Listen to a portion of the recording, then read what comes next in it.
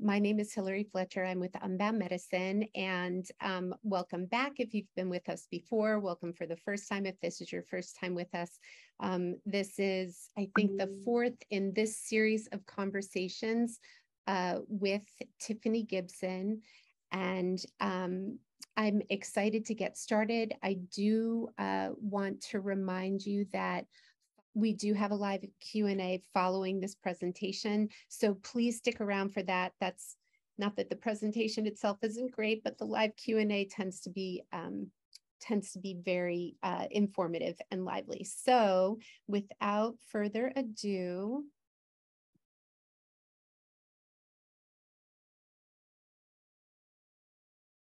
welcome to Preparing Future Nurses to Use Emotional Intelligence in Patient Care, presented by me, Tiffany Gibson, and hosted by Unbound Medicine.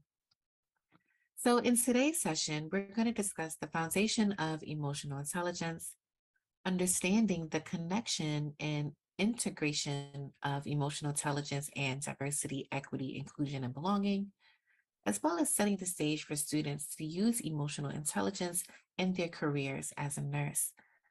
I'm Tiffany Gibson. I like to introduce myself as a professional troublemaker. I'm a leader in nursing with a history of nursing education as a clinical instructor, adjunct faculty, professional development specialist, currently doing some consulting, coaching in my own business, New Nurse Academy, because my goal is to pioneer emotional intelligence in the world of nursing to change the current climates and culture so that nurses are showing up as their full authentic selves and we are serving our patients authentically, efficiently, and effectively. So what is emotional intelligence? Emotional intelligence is the ability for us to understand, use, and manage our own emotions in a positive way so that we can relieve stress and communicate effectively.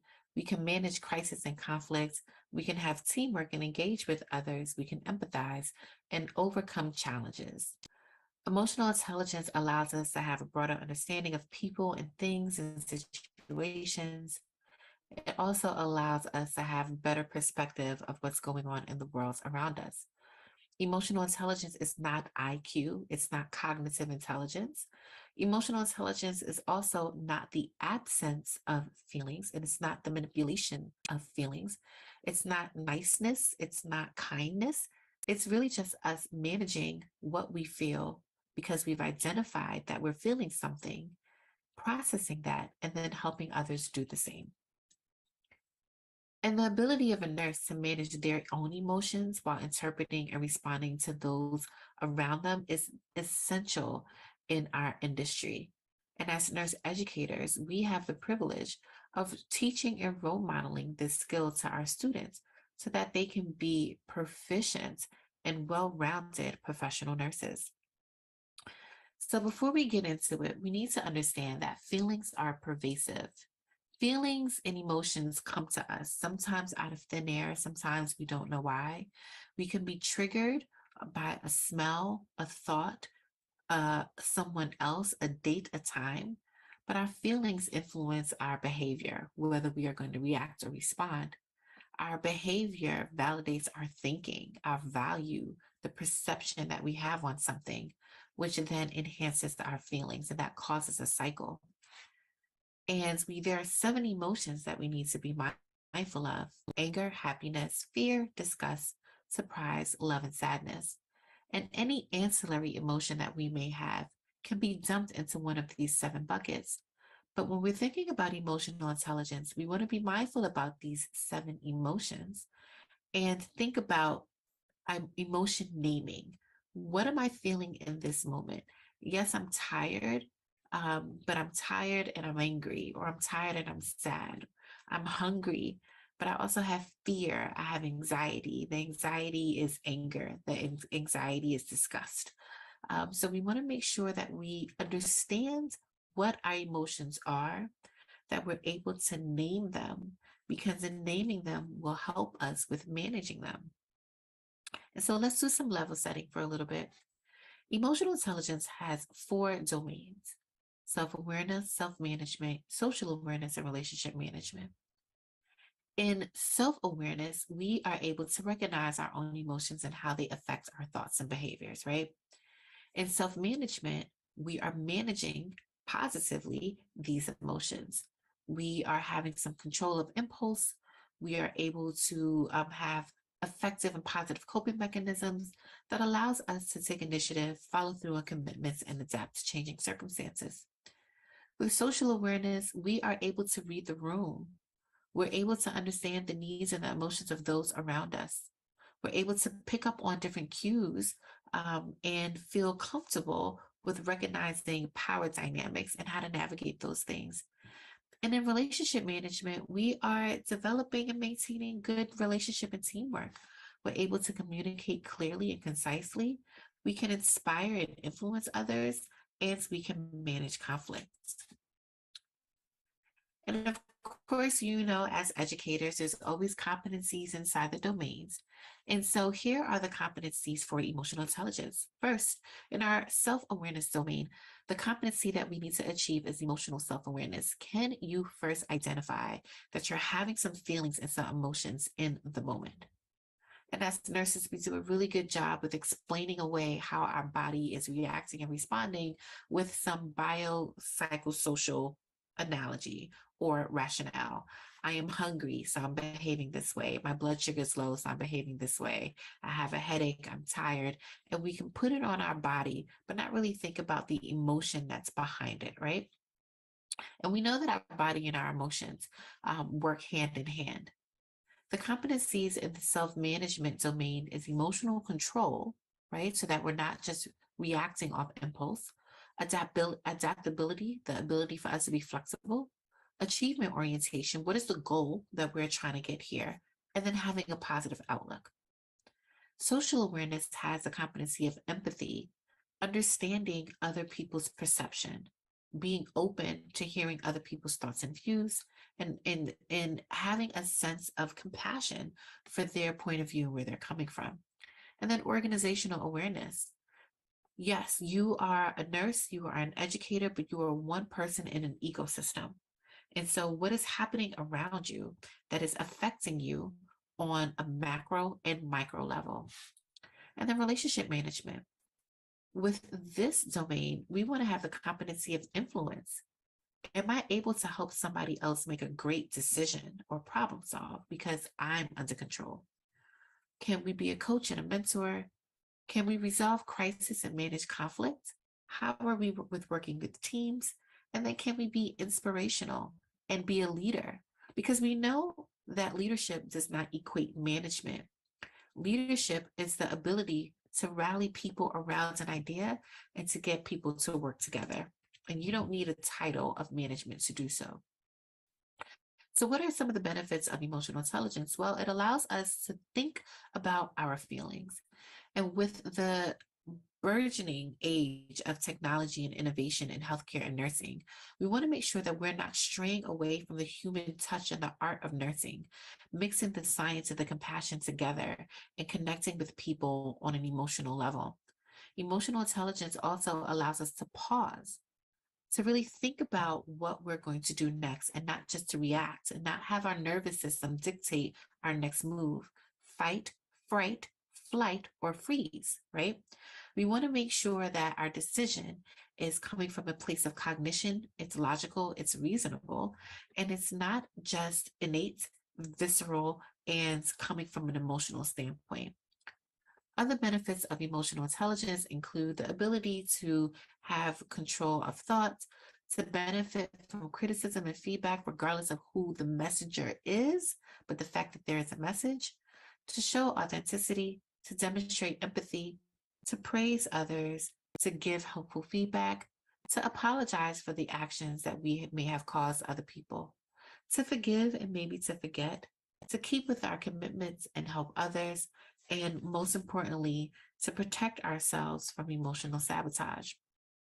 All right, educators, I want you to think about this. Have you ever thought about the need or evaluated the necessity of having emotional intelligence in your curriculum and how that can help your nursing students build their critical thinking skills, right? We know that critical thinking comes with time. It also comes with education, experience, and with psychosocial safety. If I do not trust my gut or trust myself enough to speak up, to speak out, to speak loud, to ask a question, I'm not going to build on my critical thinking skills. And so, how can emotional intelligence help with this? Well, there are 8 related nursing traits that we focus on as educators in the academic setting: leadership, health, reflection. There is also nursing student performance, job retention, and ethical behavior. And so, how can you incorporate emotional intelligence into each of those lesson plans with your curriculum? And what does that look like for the student at the end? Also, with more technology coming out, with us as educators teaching in hybrid virtual digital settings, with the amount of current events that's being siphoned through social media, with social media being the leading cause of news outlets, source resources, and references for everyone, not only for the students who we teach, but for ourselves.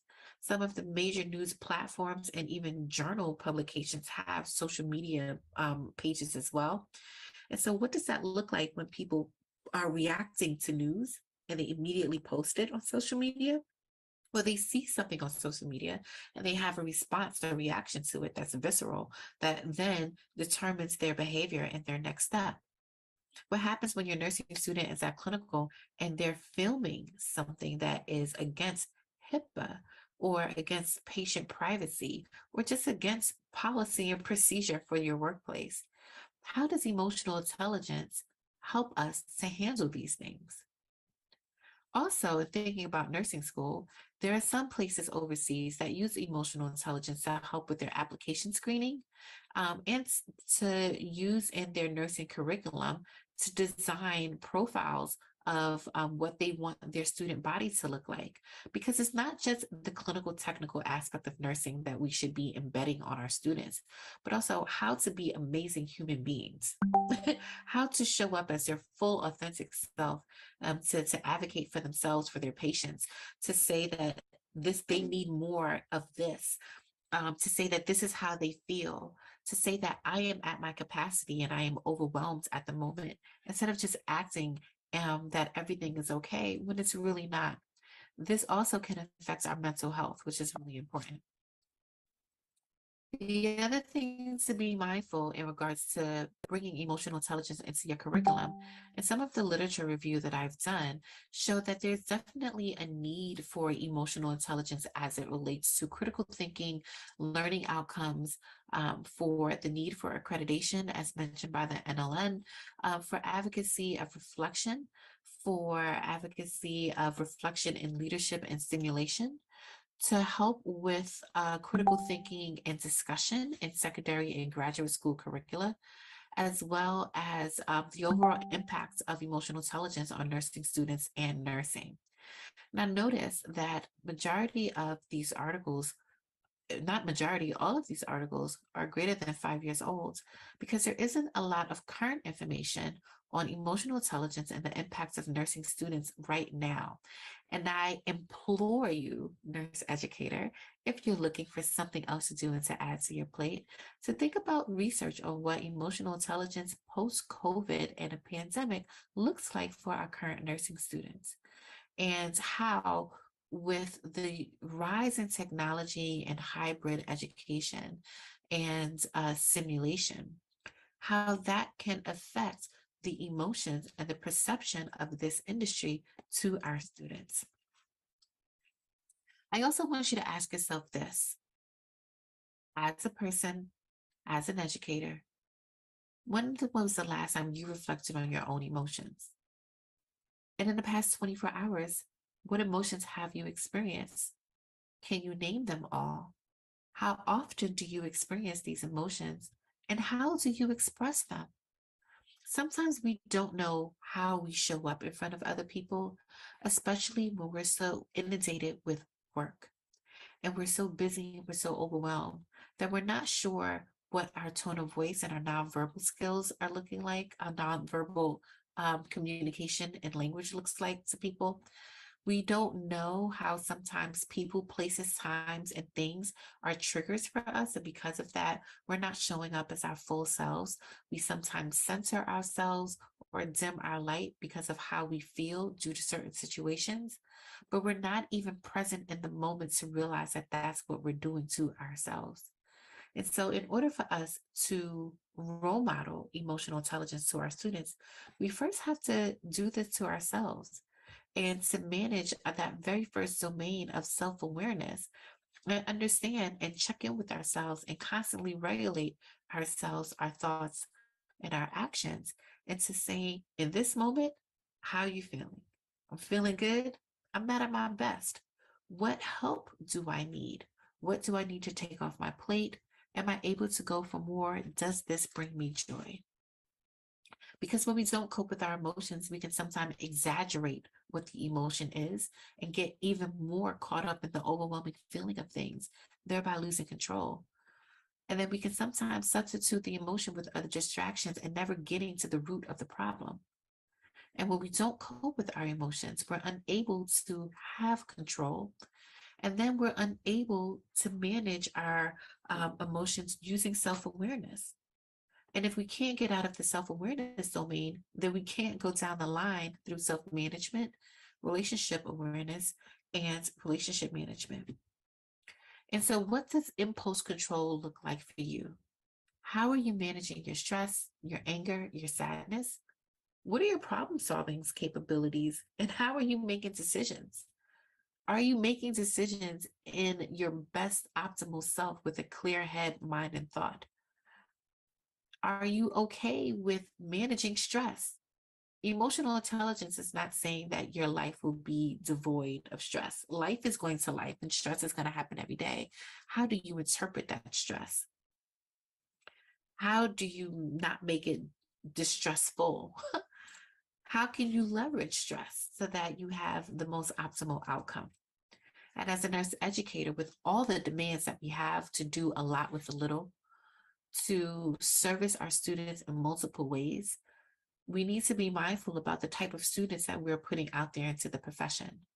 And that we're not just talking about what's in the textbook or what's on the module, but who are they and what type of people are we preparing to be out in the world? Because again, if we don't control our emotions and if we're not aware of what we're feeling, then how can we decide how long to sit in this experience and how much of this experience is going to impact our actions? For example, have you ever woke up and before you left the house have said to yourself, I'm having a bad day? But it's 7:30 in the morning and the day has barely started, but you've already verbalized out loud to the universe that you're having a bad day. Are you having a bad day or are you having a bad moment? And there's a difference between the two. With self awareness, we're able to say, this was a moment. This moment sucked. I was triggered because I have a flat tire. My alarm went off too late. It snowed and I wasn't prepared. But now that I know how I feel and why I feel it, how can I regain control and move on and start over? There's still an opportunity to have a great day. Because when we don't do this, we're going to have emotional hijacking, right? Because we feel before we think, and everything that we feel gets filtered through our emotional brain. And if we don't slow down to process things, it's never going to reach the cerebral cortex, which allows us to think rationally. And so when we see a perceived threat, either a new threat or a threat that we've had in the past, we're going to react with some intense emotions. And especially if it's a threat that we've had in the past before, those same emotions from the past is going to pop up. And we may not even be aware that a memory was triggered. And so, what does that look like as you are trying to teach a lesson? When you have a 12-hour clinical, when you have a student who is complaining about you, when you have someone who wants to meet with you after class to talk about a grade, right? If we don't control ourselves, we're not going to be able to control what's going on around us. So, how do we withstand the hijack? Well, in order for us to think rationally and to respond instead of to react, because there is a difference, we need to pause, slow down, and allow the information to reach the rest of our brain. And we can do this by first just being aware of what our triggers are and to take a moment to not be visceral, to not be innate, but to be cognitive and to be logical, because our heart and our head cannot drive the bus at the same time. And our heart, it does not always give the best decision making and problem solving answers. This is a key component of emotional intelligence. All right, Tiff. So, how does all of this work, and how is this integrated with diversity, equity, inclusion, and belonging? Like, what are you talking about? How do we get from emotional intelligence to DEIB? Well, diversity, equity, inclusion, and belonging is about social intelligence, right? It's that third domain in emotional intelligence with social awareness, followed by relationship management. Having emotional intelligence allows you to be empathetic. It allows you to have cultural humility. It allows you to think about your intent and the impact that it may have on other people. It also allows for psychological safety. So, understanding diversity, equity, inclusion, and belonging, we know that diversity is just demographics and that people are different, things are different, different genders, different races, different ethnicities. Great. But with that, we also understand that there's a need for representation. And emotional intelligence will let you know to not take things personally when you have a student or a patient that prefers to see a woman provider for their gynecological exam. Or if you have someone from the Black African American community that says they want their provider to be Black/African American, that you don't take that personal either, because you understand the social and cultural context with people of color and their access and their treatment in healthcare. With equity, we understand that there's fair and equal access to things. And emotional intelligence is going to let you know that fair and equal access does not necessarily mean that I'm just giving you a freebie or allowing you to win. And that fair and equal access is also not equity, where everybody gets, it's not equality, excuse me, where everybody gets the same thing across the board, but it's equity, where we're looking for fairness. I need an accommodation to see. I'm wearing glasses. This is my accommodation. It would be unfair for me to go somewhere and not have my contacts or my glasses because it's considered an accommodation.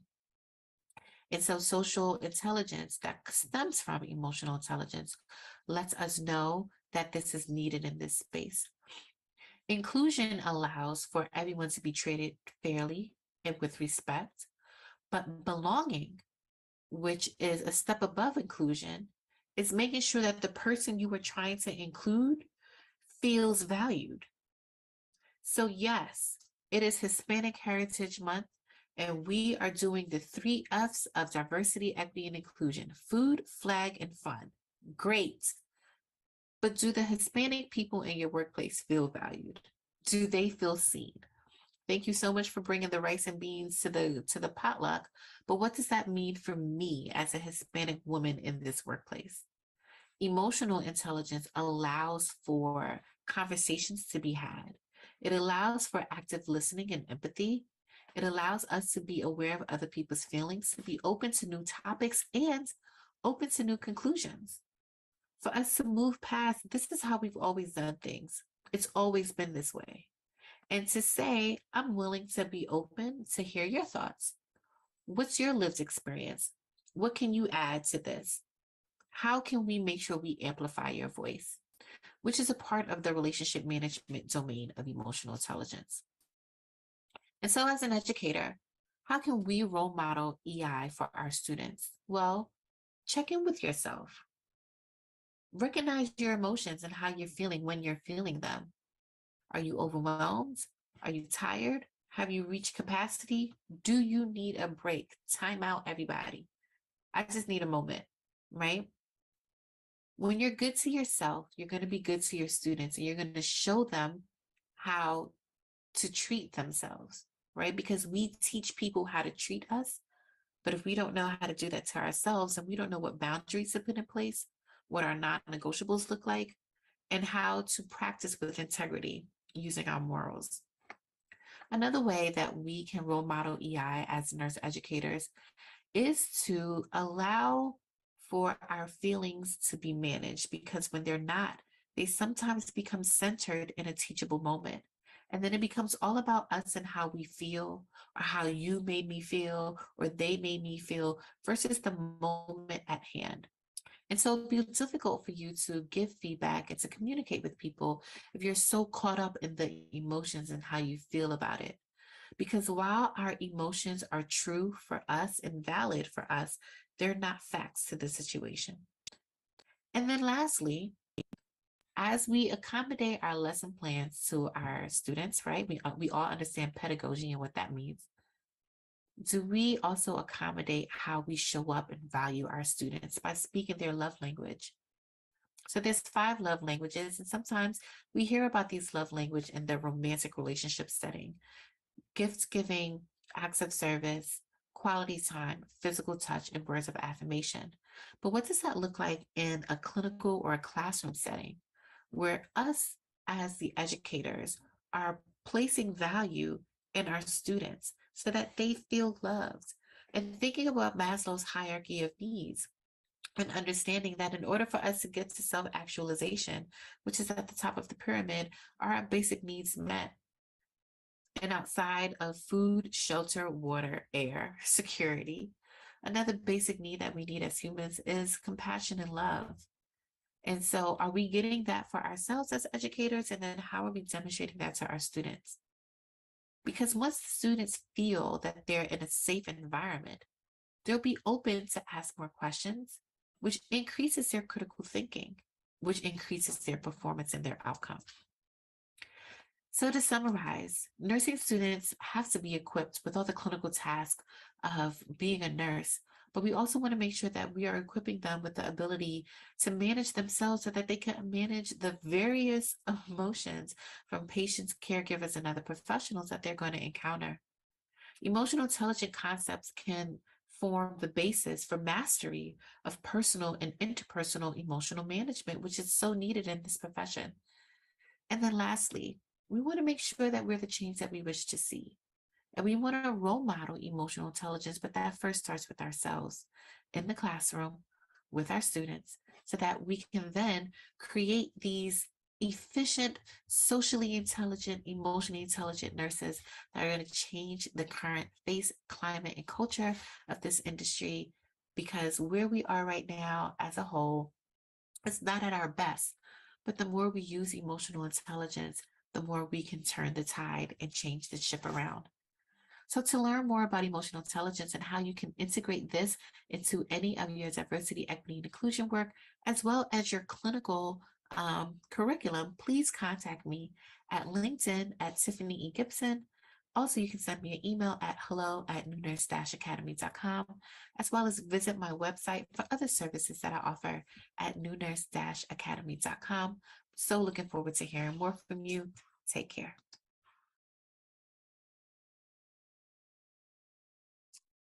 Hi, we popped on at the same time. Yes, hi. Hi. For anybody listening, I just want to remind people that they can pop their questions into the Q&A box. We will, Tiffany usually takes every question until the end. So I hope that everybody takes a moment and does that. And then also just a reminder, before you hop off, to please do us a favor and answer our survey questions so that we can better serve you in the future. Hi, Tiff. Hello there. You look fantastic. You just had a big life event, and I'm very excited for you. And I'm so thankful that you've been able to still fit us in. Thank you. Well, my life event is sitting in my lap, and so if they may make an appearance, but that's just life, just being, just making it happen. I'm all for it, and I'm here for it. So we do have one question right away, which is, what is a method to learn about a student's love language? Absolutely. So there are lots of free love language self-assessments online, which is what I normally tell people to do. Most people don't even know what their love language is. And so it's a great way to have some personal awareness. You can go to like free love language test or any of the free evals online, have them check it. One of the things that I've noticed in regards to love language is that people normally have two. It's how we like to be loved and how we like to show love. And sometimes they're not the same. For example, I like physical touch as far as how I like to be loved, but how I show love is through acts of service. And so they look different. And so to ask a student, especially if they're a traditional student, traditional meaning they came out of high school, they went straight to nursing school, they're very young, and to say, what is your love language? They don't know. Right. But it could be a good icebreaker activity at the beginning of your term to give them this, a link to an assessment, have them do the assessment, and then come back to class and have them share, because you'll be surprised on how our love languages show up in the workplace. Right. And so if we can start talking about this in class, as from student to educator, when our students then become nurses, how they show up in the workforce and how they feel validated in the workforce is going to be very similar to what their love language is. And if they can identify that, that'll make them a lot more self-aware. You just made me think of a question I have, but I'll accommodate everybody else first. Okay. So this one is, hey, Tiffany, it's Jasmine. I'm working on preparing a soft skills development course for my allied healthcare students at my job. I've been doing the research, but as you stated, there's limited research for this area. What do you feel are some ways I can get started on this project? Yeah. So I was actually very surprised on how limited the research is specifically for nursing. Mm-hmm. So not emotional intelligence as a whole. You'll find a lot of things out there as a whole in the psychology industry and also in the business industry. When it comes to nursing specifically, it's not a lot. There's only 2 books that I found in regards to emotional intelligence in nursing. They're both on Amazon. One was published in 2005. The other one was published in 2021. And I do have those books. I can share them. One is Emotional Intelligence in Nursing, Essentials for Leadership and Practice Improvement. And then the other one is The Emotionally Intelligent Nurse Leader. And those are the only 2 books that I found. So there's really not a lot of research. So here's what I'll tell you, Jasmine. Dip your toe into somebody else's pond. And that's a lot of what I do. I take a lot of my work in healthcare emotional intelligence from the business industry and just translate it for what's needed for healthcare. And so, like I said, there's tons of information out there in the psychology and business space, specifically in the HR business space. There's lots of talk about hiring emotionally intelligent people and what that looks like for onboarding and orientation. So just use that and translate that for nursing because the information is transferable. It really isn't anything specific needed in nursing other than what we do as a profession is a little bit different. And so what does that look like specifically with some of the skills and the patient population that we see? But you can take from the business industry and then bring it over to what you need and make that work.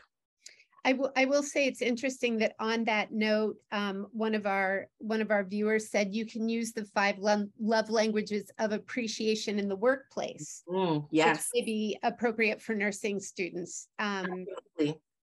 So this person says, hi, Tiffany, can you recommend a book to start our learning on EI and love language to use with students, new nurses? Absolutely. So the 2 books that I gave are a little bit more high level, the ones in regards to emotional intelligence for nurses, but Emotional Intelligence 2.0, which looks like this. And this book was written by Travis Bradbury. This is usually the first stop that I tell people to go to on their emotional intelligence journey. And if you can see, there are 4 tabs in the book, and each tab is one of the 4 domains. So self-awareness, self-management, social awareness, and relationship management. And in this book, it gives you specific, succinct skills, soft skills, to master those domains. It gives you examples, it gives you quotes, it talks about strategies. And so this is usually my first stop is Emotional Intelligence 2.0. And then if you like a little bit of tongue-in-cheek reading, this book is really good. The Subtle Art, right? This book was written by Mark Manson, who was also the ghostwriter of Will Smith's autobiography, which a lot of people didn't know. And it's a really good book just about like, if you have X amount of capacity, I'm gonna substitute the F word for capacity. If you have this amount of capacity to give, you want to ration that out. You want to budget it. And so you cannot pour your feelings into everything because you cannot manage everything. And so how do you control your controllables, which is my response to something? My feelings is my interpretation into what's happening around me, and my feelings are going to dictate my actions, and my actions are going to be validated by my thoughts, which is going to reinforce my feelings, and there goes that circle. And so this is a really good book in really coming to terms with just saying every fight is not your fight. And sometimes you just need to mind your business, and that's emotional intelligence right there. This is a trigger for me, so let me not even put myself in that situation because it's triggering.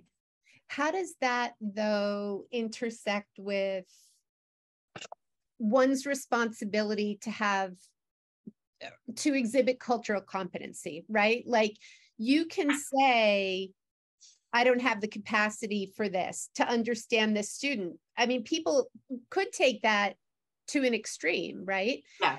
So at what point do you allow both of those ideas to kind of work together? That's great. That's a great question. Because it's a fine line of this is my prerogative. And if I'm going to be my authentic self and I don't have the ability to comprehend, or I don't want to have the ability to comprehend, because those are two different things. Yep. You're right. You're right. That's we cannot force people to do what we want them to do, even if it's the right thing. We cannot force them. Now, it will then take the other person in the situation to also have emotional intelligence to understand that concept, right? In healthcare, though, our patients do not care that we don't have the capacity for certain things, and they shouldn't because we're the professional in the situation. So what does that look like? Well, if I say, this is how I'll pronounce my name, or these are my pronouns, and you purposefully continue to call me the wrong thing, even though I've corrected you, I've educated you. So the first time, maybe it was a mistake, maybe it was ignorance, you didn't know. The second time, maybe I can give that to you too.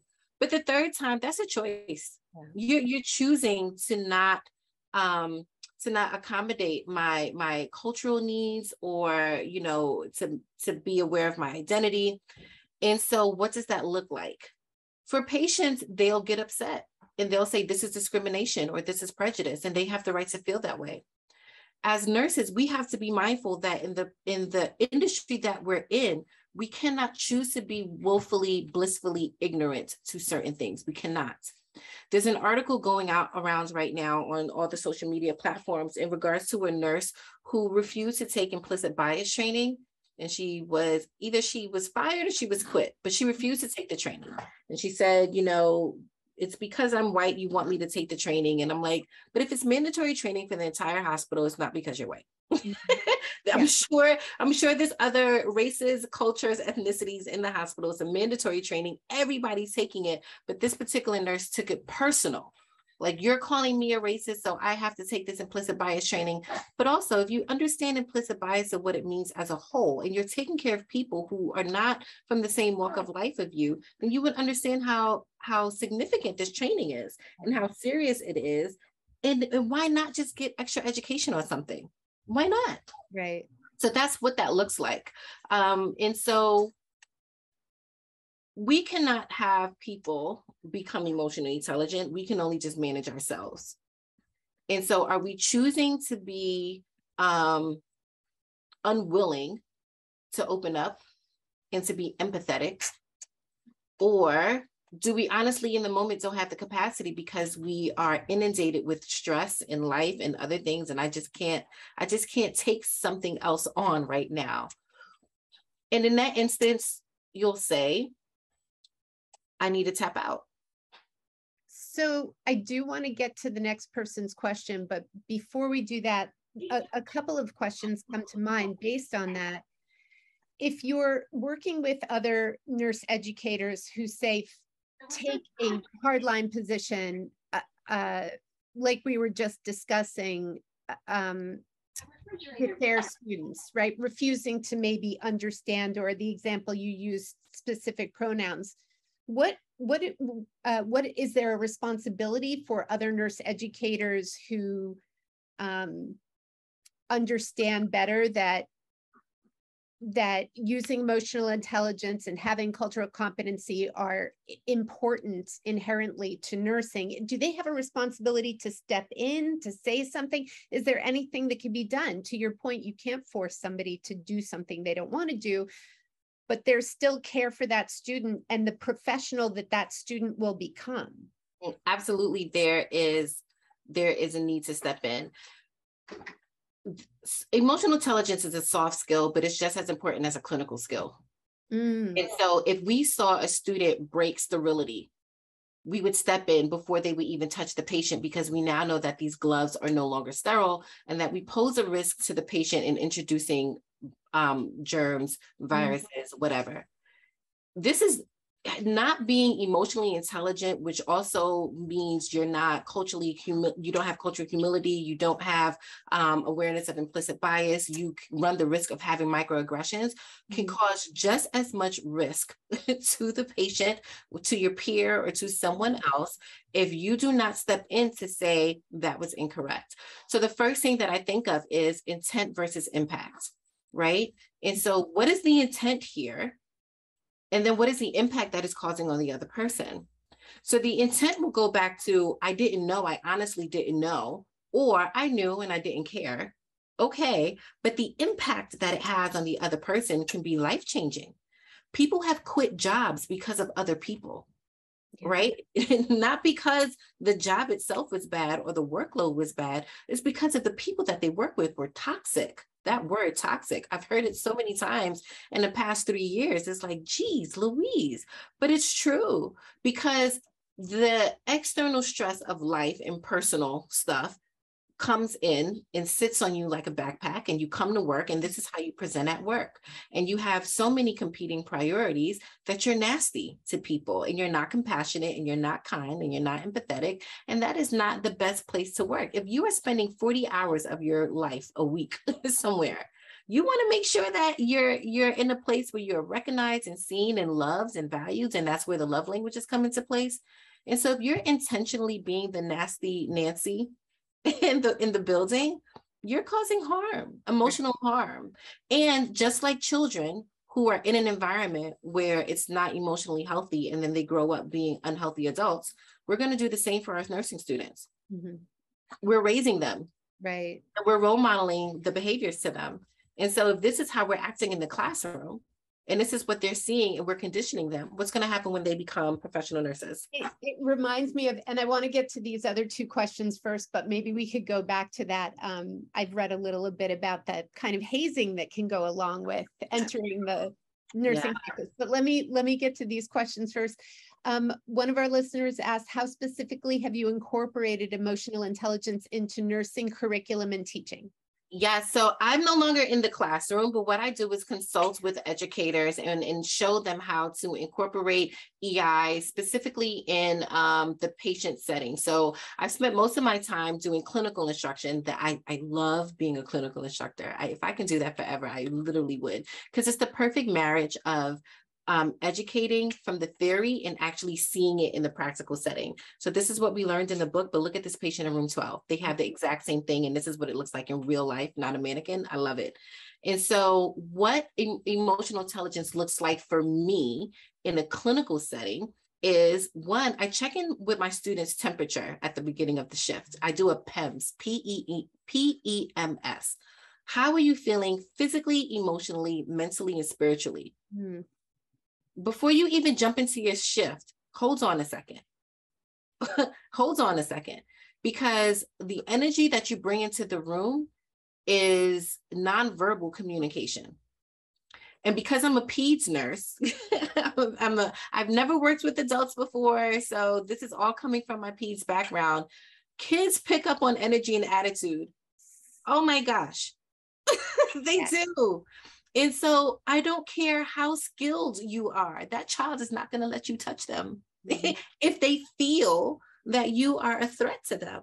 And so before we even go into the room, after we have done report, I want every student to just do a check-in, and they don't have to tell me out loud, but check your own vitals. That's what I was saying. We need to check our vitals. How do you feel in this moment? Because if you rushed in here like the Tasmanian devil, I'm gonna need you to sit for a second and kind of calm down before you then try to hold this baby and feed them, because that energy is transferable. And I highly believe in that. So that's what that looks like to me in my teaching. As far as curriculum goes, I use emotional intelligence to just think, to be aware of empathy, to be aware of lived experience, to be aware of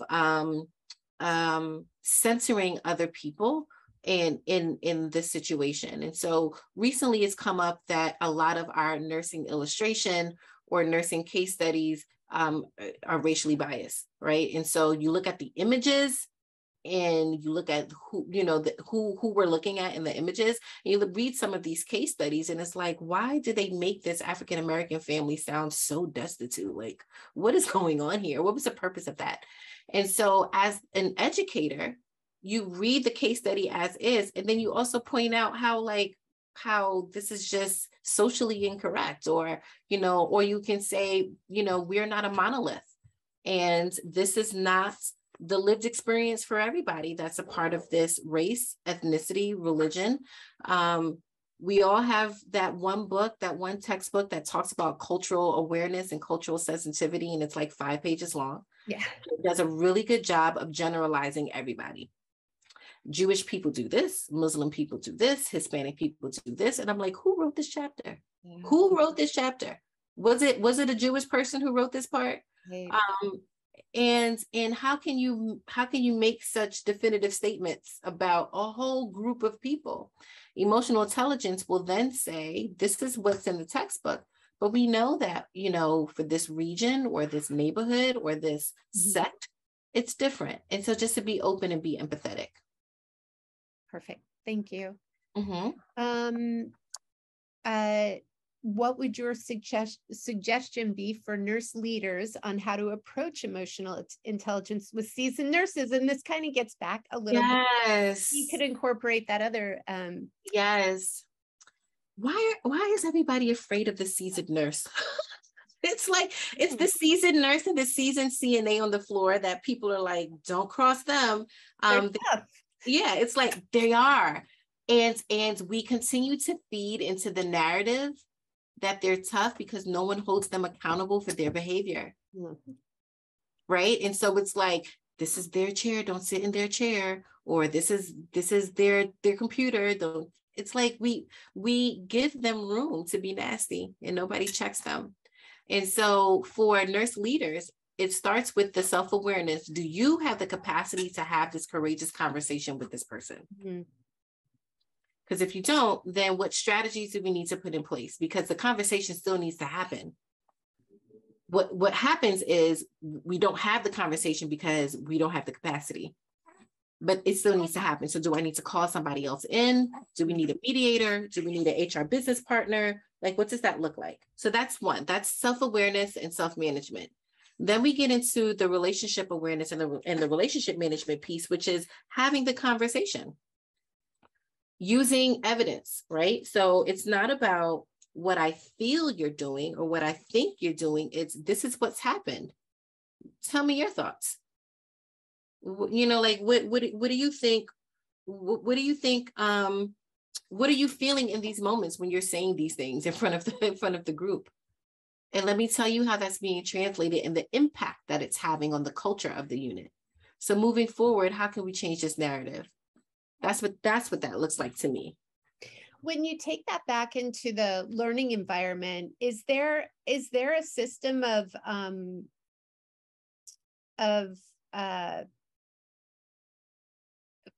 not surveying maybe specifically students, but are there systems in place at any schools, nursing schools, where they try to dig in and make sure that most of their educators are you know, kind of working with this underlying knowledge of cultural competency. I know that there are seminars people can take. You're doing this webinar for us, which we hope a lot of people are watching. But are there systems in place yet to kind of evaluate how these webinars and books are actually helping people perform better in their roles? So here's the thing. I don't have the answer to that. I'm not sure.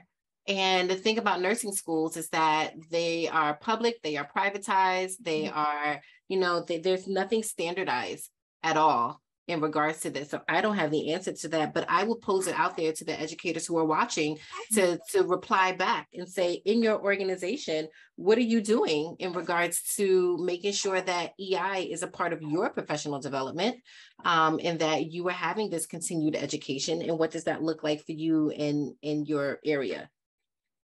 I would love to hear from nurse educators, and I think you'll receive a copy of the webinar with Tiffany's email address. Yeah. Mine is hfletcher@unboundmedicine. I would love to hear from you. I'm very interested and also to learn how we can help facilitate some of that work.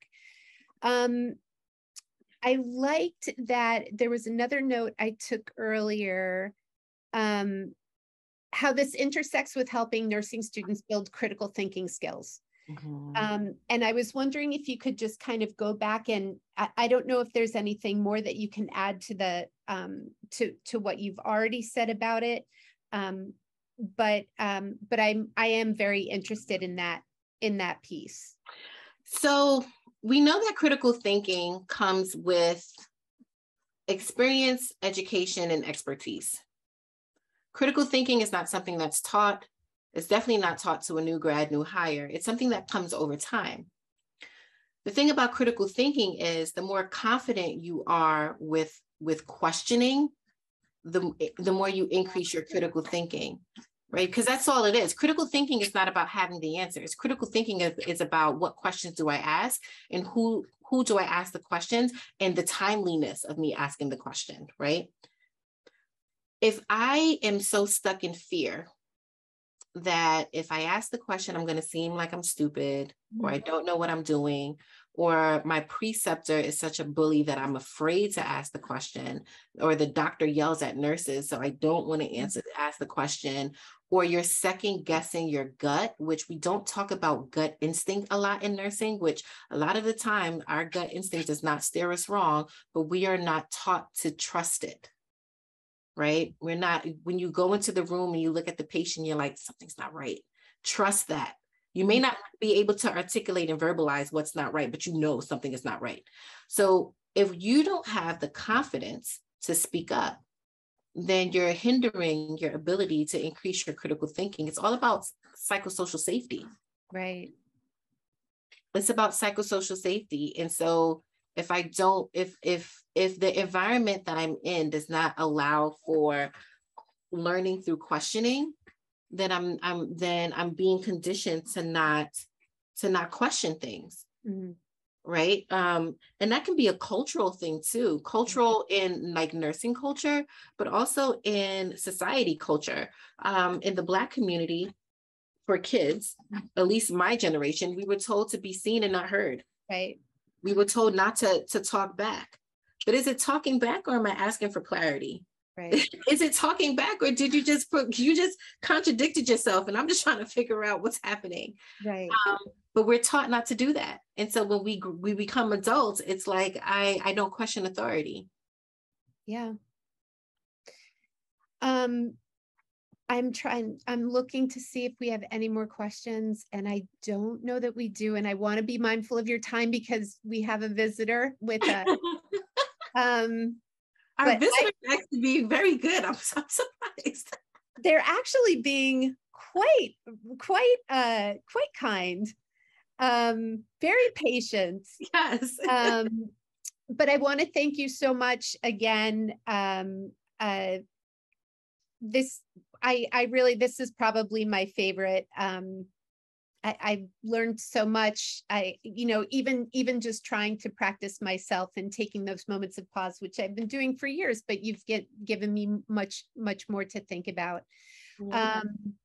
Thank you so much. We will, for anybody who's still hanging on, if you have additional questions, please feel free to send them to us. Tiffany, we'll see you. I'm not sure at what point, but we will be seeing you again for another conversation. And I hope your whole family has a lovely day. Thank you so much. And I want to say thank you for everyone who joins. You will get a copy of this recording within 24 hours. And so I'm appreciative of Unbound Medicine for allowing me to facilitate again. And I just want to close out with saying emotional intelligence is a practice. It's an intentional practice. And while I call myself an emotional intelligent nurse coach, and I think that I am an expert in this field, there are times when I have to check myself because it's not something that comes natural in every situation. And because we're humans and there's a lot that's going on, we sometimes have, we stray a little bit. But the thing about emotional intelligence is, you know that you're straying, you know how to self-regulate, and then you know how to get yourself back on track. And so it's a journey, and we're not going to be perfect at it, but that's okay. And that's the self-awareness piece, to know that I'm not going to be perfect at this. So thank you so much. Thank you so much, Tiffany. We'll see you very, very soon. Have a lovely rest of the day. Have a great day, everybody. Thank you. Bye-bye. Thank you. Bye.